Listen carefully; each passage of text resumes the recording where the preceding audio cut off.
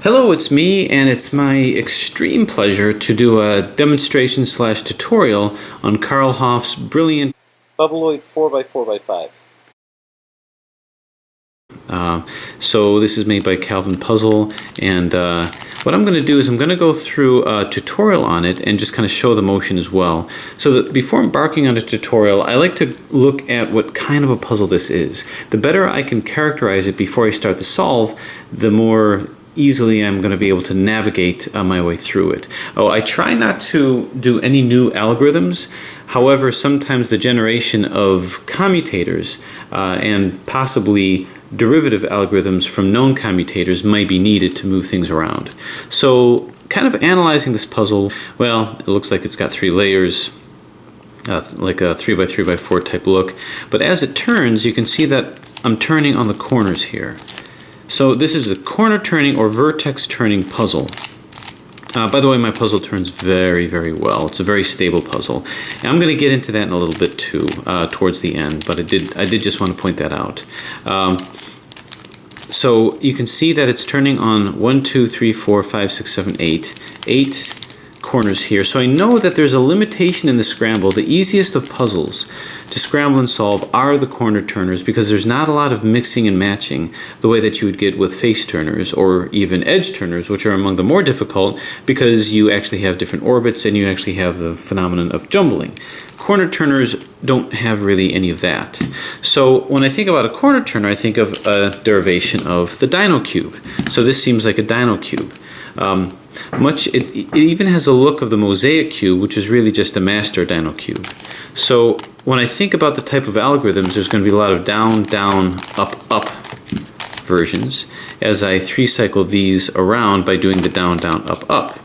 And I'll show you that that inevitably during the last layer, let's say I've got all the layers in, you're going to see one that is correctly placed, another that is rotated right but in the wrong place, and 2 that are wrong. What you do is you take the one that's correctly placed, put it in the back. The one that's rotated correctly but wrongly placed is going to go to your right or wherever, but you're going to grab the one that's not correct and go down, down, up, up. And that'll solve that, or that'll put this back in a configuration. That's the real secret move of a Dino cube, and I imagine I'm going to be doing some of that with this. Now the difference with this is obviously there's more going on. First off, with a Dino cube, although you have all these corners here, you don't actually have a central corner piece. However, here you do have a central corner piece, and all this does is rotate around.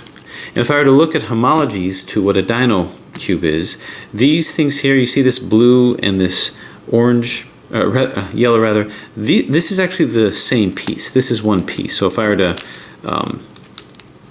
see if I can't move it out, I'll show it with this. So this is one piece over here with 2 colors. So that's like this over here. And with every move, I've got 3 of those. So 1, 2, 3. So in that, these are actually the well, not petals, but the corners here of a Dino cube. This is just the center that's here. Now when I think of a corner turner that actually has a central area that that turns, it's not really center, but a central corner that turns, I think of a skewb. But this is not a skewb because when you turn a skewb, like this, as you can see, it's also a corner turner. You do have a central corner that's here. However, with a turn of it, the cut of a skewb drags other corners with it. So the solving experience is very different from a Dino cube.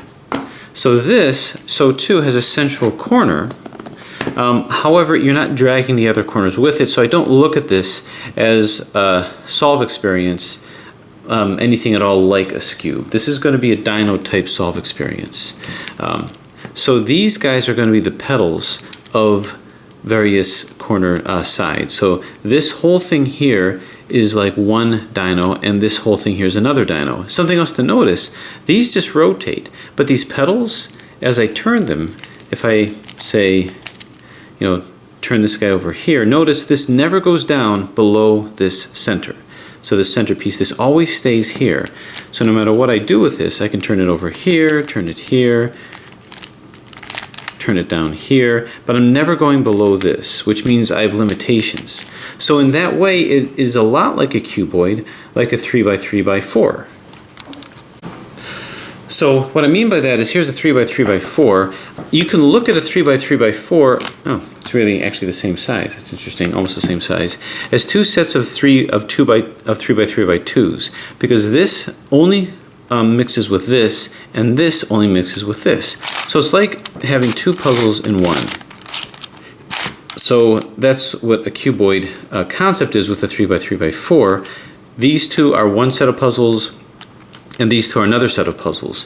So too, in true cuboid style, this top part is one Dino cube, and this bottom part is another Dino cube. However, only these central areas are going to act as Dino cubes. This just makes it into a super Dino because you have to have specific orientation. Here, I don't have specific orientation. I could have easily put the blue here or wherever. But you have complete mixing of all these petals. It's going to be in a specific orientation, but it can mix all around the puzzle. So this mixes all around. Here, they're not. Now this is as opposed to the master version, where you have one set of turns here and another set of turns over here. Whether you call this a master Dino cube, a lattice cube, or a mosaic cube, it's all really the same kind of puzzle. But that's not really what this is. So what are these extra pieces? Well, you might think, well, maybe this is one Dino portion and this is another Dino portion. These are the corners of a Dino, so maybe this is like a master Dino, but not really, because it doesn't move as a master. This doesn't move independently. Instead, the way that I look at this is you get deep cuts. So when you take a Dino and you have deeper cuts, well, you end up with a Rex cube.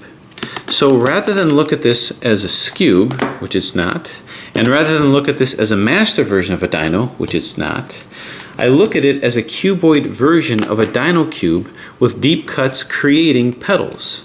In this case, when I take a Dino and I make a deep cut, I create these petals, where I can go up, up, down, down, and it just moves these petals along. Well, my contention is this, and I may be wrong about the overall structure of it, but basically as I'm doing my down, down, up, up, well, these are kind of like petals. Now I did move these Dino slices here. These kind of got dragged along with it. Down, down, up, up. And it's even more apparent when you do it on this side, because on this, the only things that are going to be dragged along are going to be these guys. So if I go down, down, up, up, I caused a nice three cycle of these guys the same way that I did with the petals of the Rex cube. So in that way, it's like it's a Dino, but with a deeper cut that goes just below, creating petals. Just below where the actual Dino cube ends, it cut a little bit deeper over here. Okay, so down, down, up, up. So what's the meaning of all this? Well, the meaning of all this is that this is a Dino cube. It's a Dino cuboid, much like the 3x3x4. There's some restrictions on various orbits and restrictions on portions of the puzzle that don't scramble with any other portions, like a cuboid. That's why it's called a bubbloid, I guess. And it creates petals much the way that you would see with a Dino cube, or with a Rex cube rather. There's one other bit that's going to be important when it comes to what appears to be apparent parity. And that's going to be the fact that I actually do have equivalent pieces. So which pieces are equivalent to each other? Well, it turns out that these two pieces are interchangeable. They are equivalent to each other. If I move this up here, so remember when I did down, down, up, up, this went to here, this went to here, this went to here, so these exchanged? Well, if I were to take, say, this piece and move it here, this red and blue, and this piece and move it here, red and blue, well, these can all exchange with each other, which means these two can be swapped. So you can imagine the kind of situation, if I only had two left that needed to be swapped, it means there must be another pair that had to be swapped, and that'll be these equivalent pieces over here. So with that said, I think we're ready to sort of dive into this and see what kind of a solve experience this has. And I'll tell you, the good news is there's really no new algorithms except a typical Dino down, down, up, up. But I know a lot of people are curious regarding what the solve experience is like and what the scramble experience is like. Now in terms of the motion of the puzzle and in terms of the stability of the puzzle, so I absolutely agree that when you buy a mass-produced puzzle, there's the expectation that it's going to be a stable puzzle. The expectation that you're going to be able to scramble it, solve it, just have a great old time with it, and not think that it's going to explode on you. Nor should you have the expectation that once you buy a puzzle for $20, $30, $40, that you shouldn't be in a position where you have to take it apart and redo tensions and take out springs and do a whole lot of lubrication. There's sort of this expectation of service to the customer who buys it. But there is also the notion that these puzzles are difficult to make. They're difficult to design. It's not like a typical Rubik's Cube. They're very complicated designs. So we have to bear that in mind, that sometimes it's not unreasonable to think that just out of the box there may be some jimmying that you're going to have to do with it, so to speak. People who buy puzzles like this can be thought of as really hobbyists. And as a hobbyist, there should be some kind of a notion or an understanding of how these puzzles are put together and how we may be able to kind of get in and make them work a little bit better. Because people assembling the puzzles are not going to be hobbyists with puzzles like we are. They're going to be really just people who are on an assembly line. So it might be up to us to kind of tweak it a little bit. But the fact of the matter is, for me, all I had to do is, it is true, I did pop these caps off and I tightened it, but I gotta be honest with you, I don't know that I really had to. Instead, what I did is I made sure that things track in here right. Yeah, it did pop on me a few times and I had to pop it back in. There's a way of moving it to where it's not as much of an issue, but I didn't have to take out any springs. I didn't even lubricate it. And for me, it's been a nice, stable puzzle. Your experience may vary, but that's just been mine.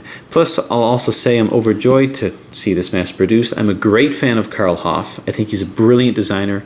He's responsible for some of the best puzzles in my collection, and certainly some of my favorites that are there, such as his real 5x5. So really, I think we need to cut a lot of slack in terms of taking a puzzle like this and all of its complications and doing what we can to kind of assist in the post-production process. When I buy a puzzle right off as one of the very first people to test it out, I do have the expectation I may have to help with the tweaking a little bit with that, which I'm more than happy to do. But in any case, I'm going to go ahead and scramble this, and you can see for yourself the movement. Now, it could be a little bit catchy sometimes. Now, I'll tell you, I have not lubricated this. I have not taken out the springs. I did pop the caps off, and I did tighten things, but I'm a little skeptical that I actually needed to do that, to be honest with you. All right, so turning, so you can see I have no problems with this. As a matter of fact, I will say that one time it did pop on me, and it was in a scrambled form. It was a little frustrating because I couldn't remember where it was supposed to go. And I found myself in what appeared to be, although it might not have been, an impossible parity situation with the last turn. So I had to try to pop a corner off, one of these pieces off, but I found it very hard to do that, harder than I would have expected, which leads me to believe that in its true state, the stability of the puzzle is such that it is actually probably hard to get this thing to pop, because I actually had to extend some effort to get the piece out, so for whatever that's worth. Anyway, you can see that it moves just fine, very enjoyable puzzle. And it's the perfect puzzle to be mass-produced because it combines a solve that's not too difficult, not too complex, but something that kind of holds your attention. All right. Plus, it looks brilliant. It's an absolutely beautiful looking puzzle, so a great one for the collection. All right, still scrambling it. So you can see the stability of the puzzle. Now, when I'm turning, I'm not finger tricking it or anything like that. I'm making sure that I'm holding things stable. If you see pieces start to pop, what I do is I just push them in. Because once they're pushed in and once they're tracking well, it really is pretty stable. Okay, so I'm going to show you the whole thing, demonstrating its stability and demonstrating the ease of the solve. Turn and turn. Okay, gets a little clicky sometimes. If that happens, I do look around to see if there's a little separation. It's pretty airtight in terms of the pieces. If some pieces seem to be separated a little bit, I just keep pushing until it clicks in. If it doesn't click in, well, then I solve it very carefully. Anyway, so turn. I'm still trying to separate out. What I'm doing is I'm trying to position it to get maximum scramble. There we go. I just wanted to scramble these parts out. Okay, so we'll take a look at this. And what do we think? Pretty well scrambled? Looks pretty good. So like I say, this is a beautiful looking puzzle.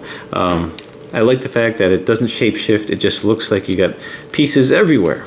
So the first step to my solve is I'm going to put the corners in, because this is going to act as a super cuboid, so to speak, or a super dino. A super dino means that here orientation doesn't really mean much, at least at the beginning, because there's no corner that's here, but this one does. So I'm going to go ahead and put the corners in, and because the corners don't scramble, they really just rotate. It's just a matter of turning them in.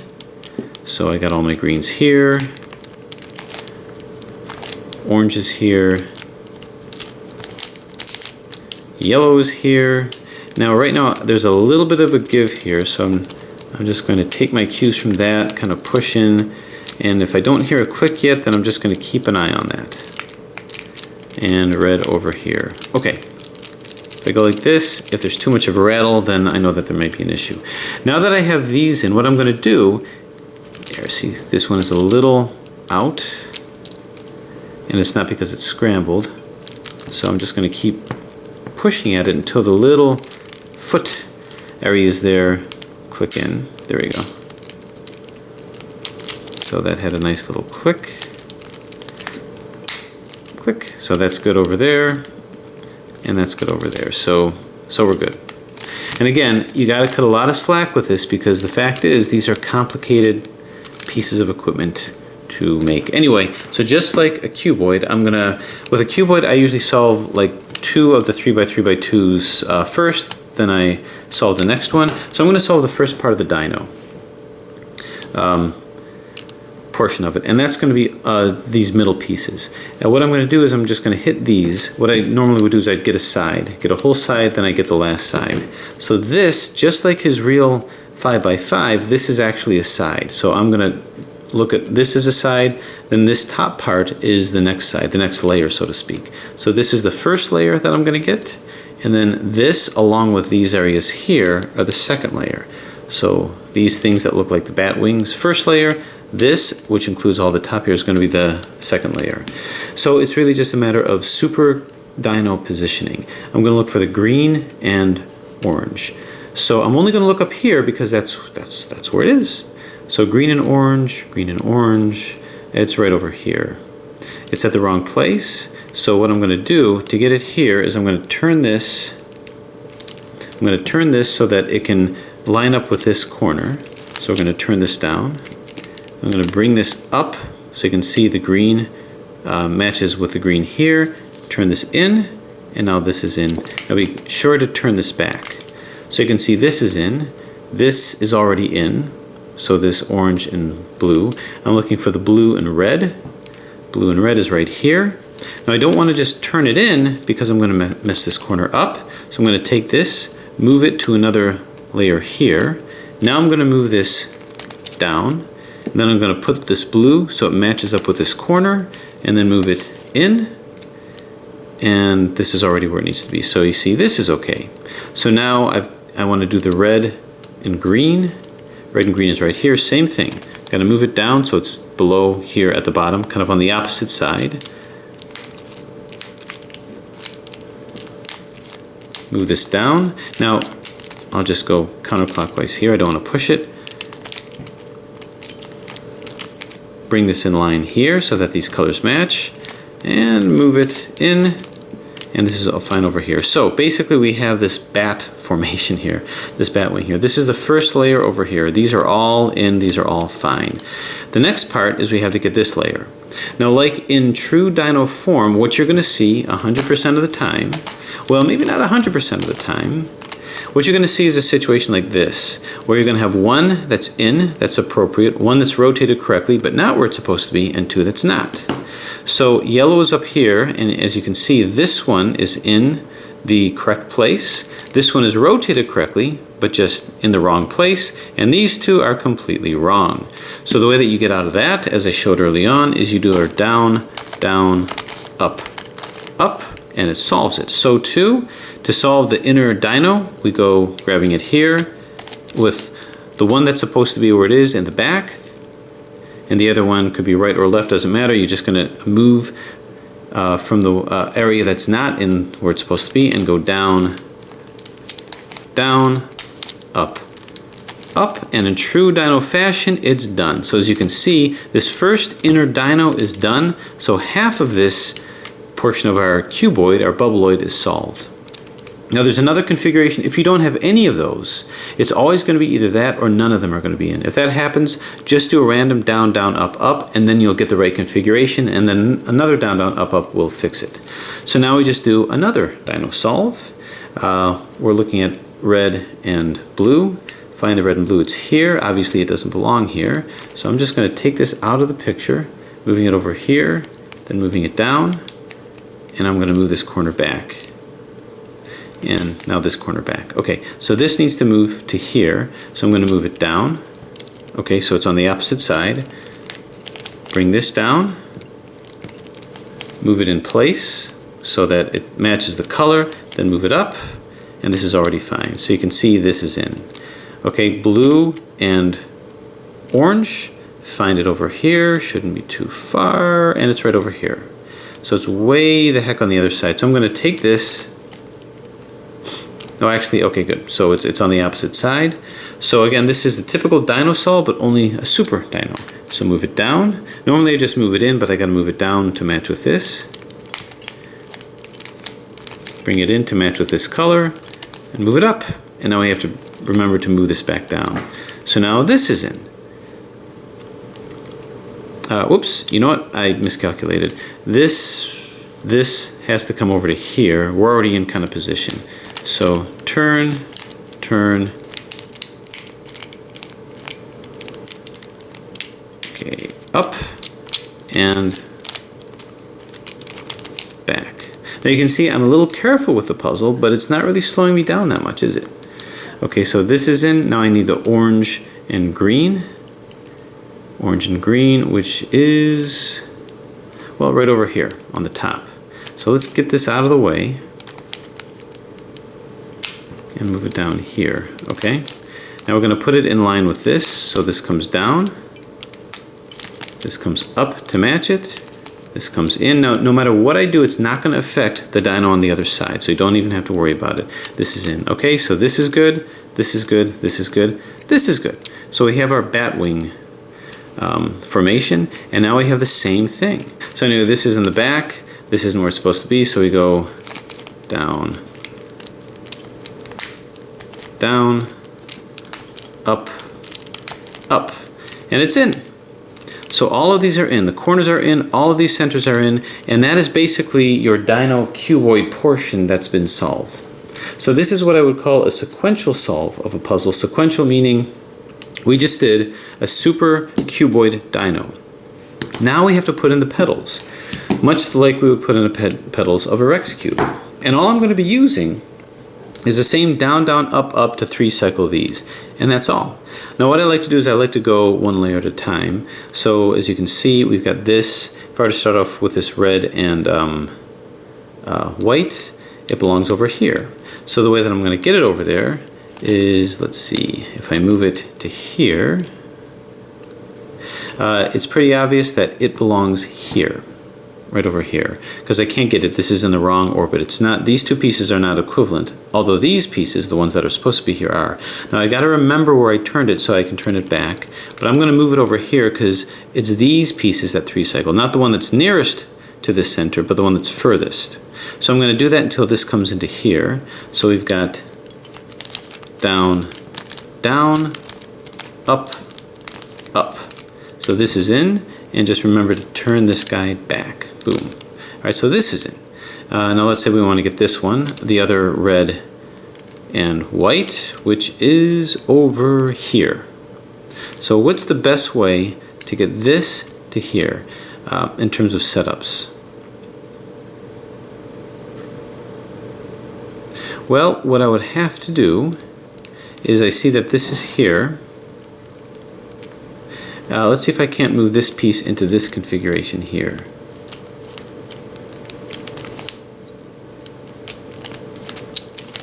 Let's see if I move them over here.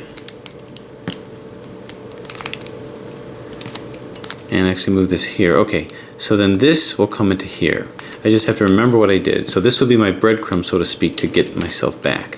So that's down, down, up,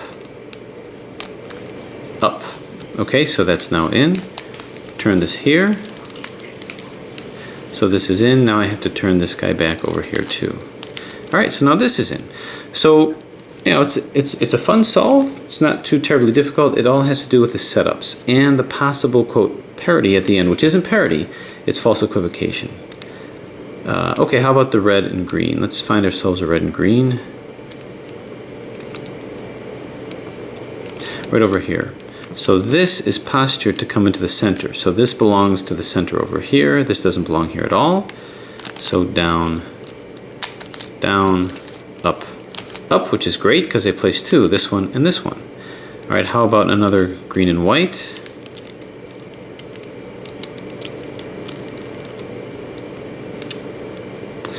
This one. So this green and white is going to make its way to here. And let's see, the best way for it to do that is I'm going to move it into this configuration here. So now, because these three cycle, that's going to be positioned to do that. So down, down, up, up, and I simply turn this back. All right, so we're cruising. Which side were we doing here? Yeah, we'll continue with green. I think it was doing red. That doesn't really matter. So how about green and orange? Here's a green and orange over here. This actually belongs here. So down, down, up, up. So that's in over here. Why don't we do some green and yellows? Yeah, green and yellow, green and yellow. Here's a green and yellow over here. So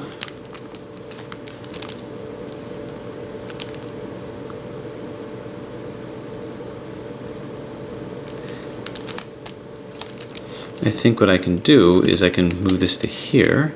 That way this will end up over here. So down, down, up, up, and again, down, down, up, up. This is turned back. How about another green and orange? I think I kept saying green and yellow, but green and orange. So this needs to end up over here. Best way it can do that is if I can put this in a position up here somewhere. So there's going to be a lot of construction and deconstruction.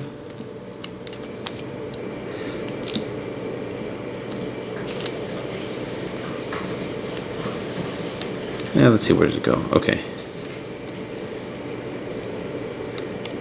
Green and orange. So I've got a couple ways to do this.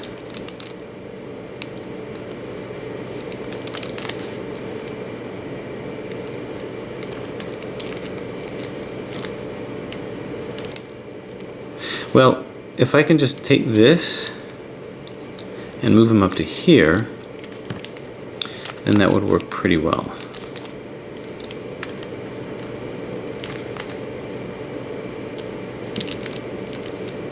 Or alternatively, what I can do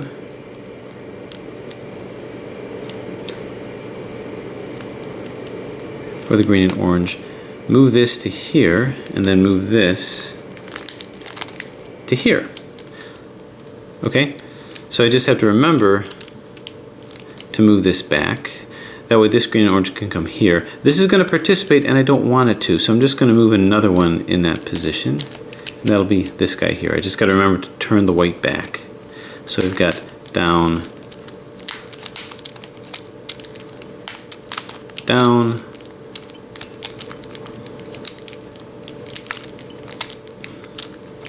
up, up. Now I set to remember to turn this back, so I do. And now I just find my way home with my breadcrumbs here and here. And if I mess it up a little bit, it's okay. It's not hard to get back. Okay, so my greens are looking pretty good. How about some green and red action here? So here's a green and red. It's got to fit in one of these places. You can see it's not in the proper place to do that unless I go like this.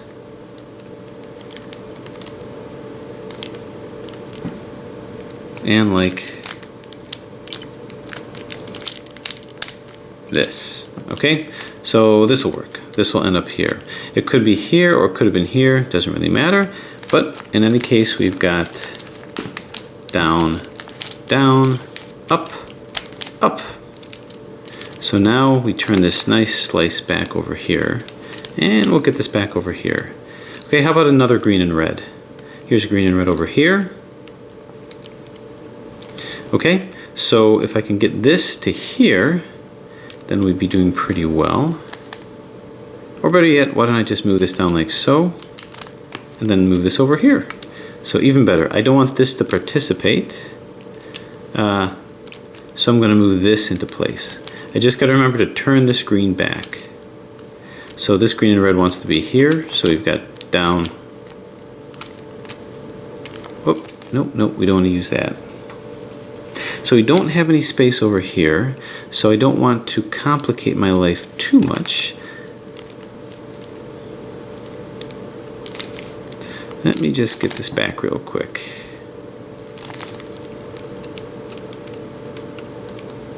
Okay, so we're looking at the green and red, and we're looking to as easily as we can place it here.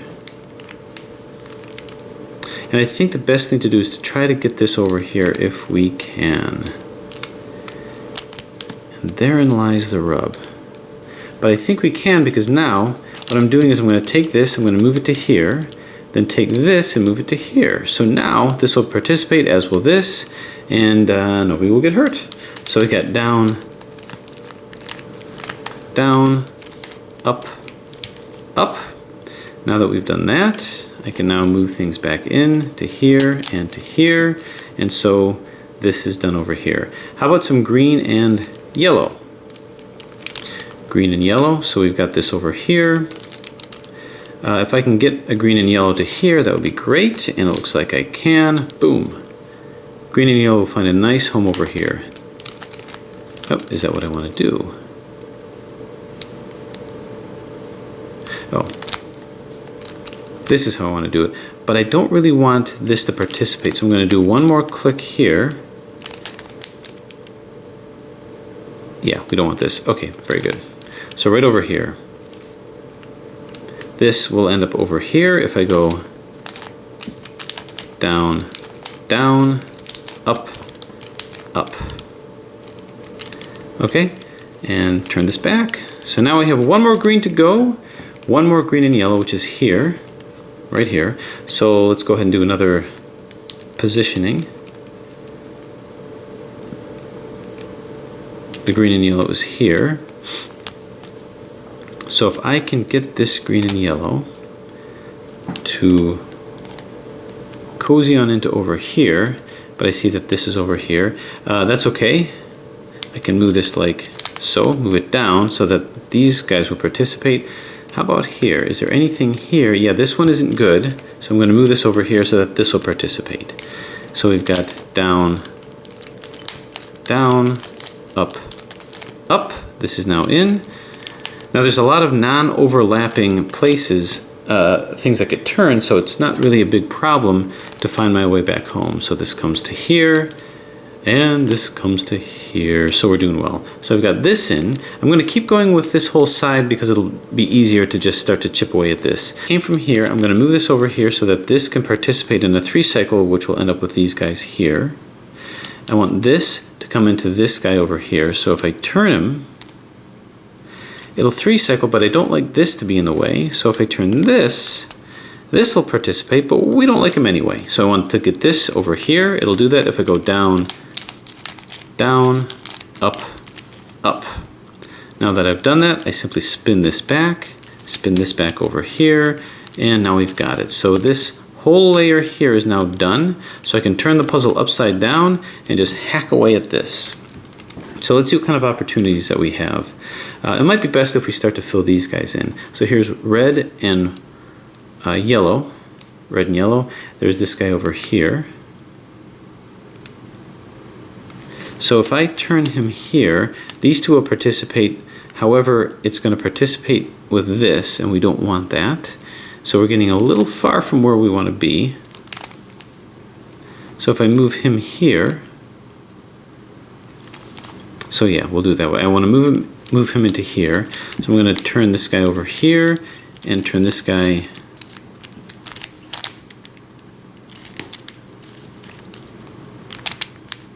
over here. Okay, we don't want this to participate, so we're looking to see if there's anything here that can go, and the answer is no.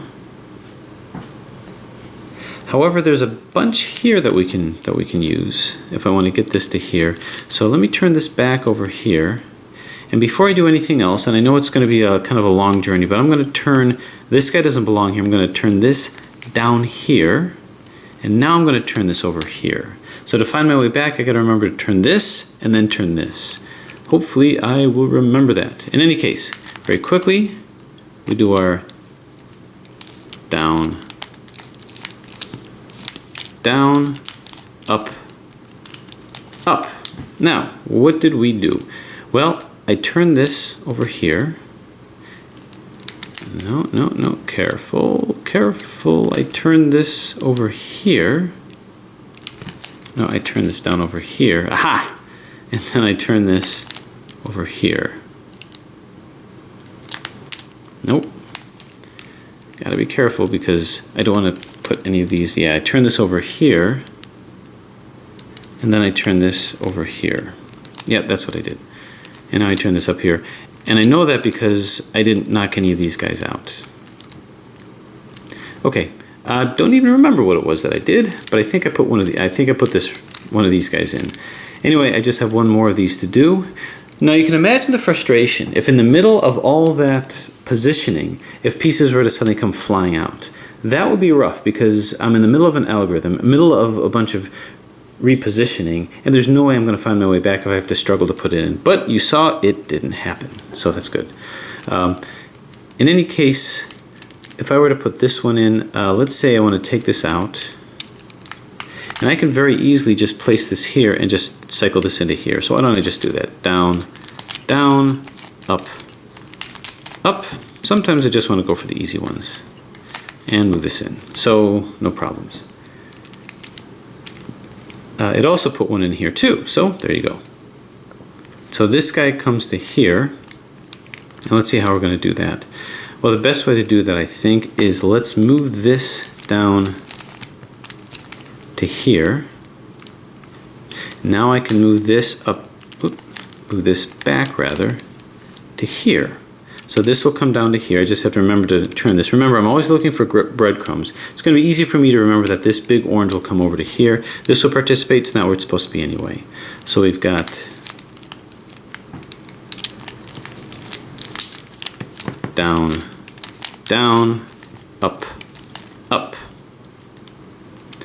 Is that the one that had to come in? I think so. Or maybe it's got to be with this one. Down, down, that looks good. Up, up. Okay, we turn this breadcrumb back like so, and we turn this one back like thus. And I think that did good because all these are in. Now we've just got these guys here. Okay, so any quickies that we can do? Well, these are all in, these are all in. This belongs over here. So what's the quickest, easiest way to do that? Well, I guess we can move this over here. And then we can move this over here. So this will participate. However, we're kind of stuck because I don't have anything that I can use here. Unless I have some equivalent pieces, but no, that's not really going to work so good. Now, here's what I can do, and I know I'm falling down the rabbit hole, but as long as I have a breadcrumb to get me back, I see this big orange mess here. So if I turn this here, that will get me back. So as long as I can get myself back to there, I'm doing okay. So I need some way to cause this to come to here without causing much issues. So let's tour around here a little bit. Let's bring this down. Little clicky here. There we go. Okay, like so. Okay, now if I move this here, then I've got a 3 cycle with these guys. But I just got to remember what I did to get back. Will I be able to do that? I think so. Okay. So these guys are going to be participating. So I want to move this into here, so it's going to be a down, whoop, let's try this. Down, no, okay. Down, down, up, up. And it did it. I think I even placed this. So, can I remember what the heck I did? Well, I can move this here, which is good. And I can move this here, which is even better. Then I can move this here. Or maybe, yeah, sure, here and here. Rather, here. Okay, so we're still good. I think I placed things well. So now this can come to here. This will participate and we don't want it to. So how best to do that?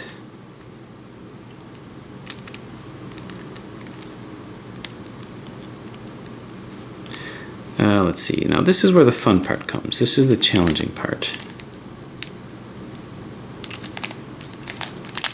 Okay. So there's no scientific way of doing this, you just gotta plug and chug. But in any case, if I move this here, this is participating in the algorithm and I don't want it to do that.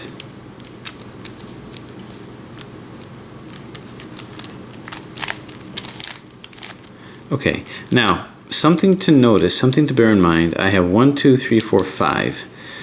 5 left, so there has to be 2 that kind of cross the border here. So this does go to here, and we've got this over here that belongs there. So what if I turn this here, and this here, no.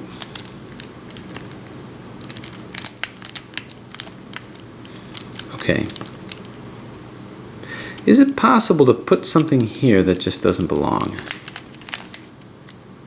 Don't even care which one at this point. I could put this one in, it doesn't belong here, and move this one back. Might I be able to place anything? And yeah, this can come to here. So I just have to remember to take this orange and bring this back here. Down, down, up, up, down, down, up, up. Okay, see if I remember what I did. This has to come to here, that's good. And this comes to here, that's even better, and this comes to here. Okay, so this is what I was talking about. This appears to be a parity type situation. Now I can't use the excuse that things popped and I had to put it back in because I may never know. Nope, nothing popped, everything was great, but this has to come here and this has to come here. So when you see this, then you think to yourself, there has to be a false equivocation. I cannot swap these two without swapping something else. So I know that these two can be swapped. So let's find something that's in the same orbit. Things that can be swapped that are in the same orbit, and that would be this. So you can see this is in the same orbit as this. So these two have to be swapped to make this happen. So what I'm going to do is I've got to swap these two if I'm going to swap these two. So how am I going to make it happen? Well, first thing, I'll just set this up over here. So that way I can move this to here. Well, I can move this in, and this will be over to here. So that way I can just coordinate a swap. Or alternatively, yeah, because the problem is this one can't swap with anything else, nor can this, so I have to include these two. So I'm just going to move this down, and I'm going to move this in while putting this in play. So it's going to be down, down, up, up. Okay, this is placed. Now you may say, well, you didn't really do anything. You just put the parity somewhere else. But I had a plan for that because I put the parity in a somewhere else that has an equivalent piece. This one did not have an equivalent piece, and this one didn't have an equivalent piece, but this one did. These two. So not all these are the same. These two are not equivalent. These two are not equivalent, but on this long axis, these two are. So now I can do a 3 cycle, which includes this in the mess. So if I were to move this over here, the way that these were sort of placed in here is, remember, this came from here. So this guy is gonna, not this one, but this one is going to participate. So the way that this is going to work here is I'll bring this down here, so it's in the middle. Now this will come here, and I got to make sure the order is the same here, and this will come here. So now I've got these two that are going to participate. I just have to remember this white one is going to guide me back. So this will come here, this will come, well actually this will come here, this will come here, and this will come here. So we've got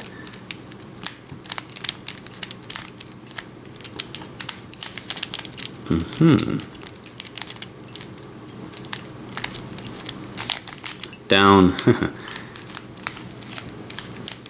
down, up, up. Okay, so that should have been a nice clean swap. I now take this white, bring it back here. I take this, bring it back here, and then I take this over here, and there you go. So I don't know if this is the first time on YouTube or where things are at with this, but there is a solve of Carl Hoff's brilliant, very nice puzzle. Highly recommend it. I really didn't have to do a lot of post-production issues. Yeah, you got to be careful with it. Yes, it can pop. My suggestion is that when you see that, just keep popping it into place until you hear the snap. Make sure that everything is all spick and span, so to speak. It's really a very fun sequential solve of first a Dino cuboid, or a Dino super cuboid solve, followed by a quasi Rex type solve of placing these in by just doing 3 cycles.